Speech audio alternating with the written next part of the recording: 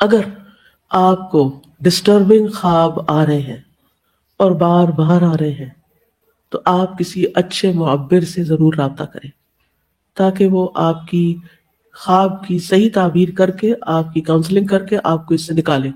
یہ بہت ضروری ہوتا ہے. اس دور میں زیادہ لوگوں کو تو نہیں جانتی لیکن ایک معبر کو جانتی ہوں جو پیغام ٹی وی پر لائیو خوابوں کی تعبیر بتاتے ہیں. آپ میں سے کوئی جانتا ہے؟ نہیں. ان کا نام ہے ابن یوسف المعبر. ابن یوسف المعبر.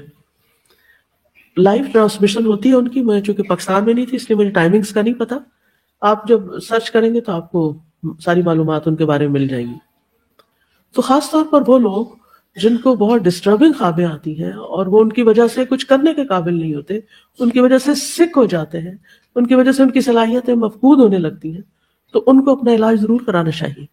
رسول اللہ صلی اللہ علیہ وسلم نے فرمایا لا تحدث بها الا حبیب.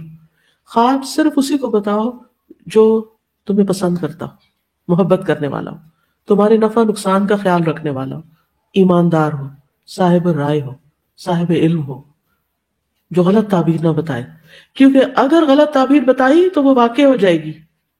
حدیث میں آتا ہے جس کا مفہوم ہے کہ خواب پرندوں کے پاؤں میں ہے جب وہ نکل نہ جائے, ایسے خواب بھی معلق رہتا ہے, جب کوئی اس کی تعبیر کر دیتا ہے تو وہ واقع ہو جاتی ہے.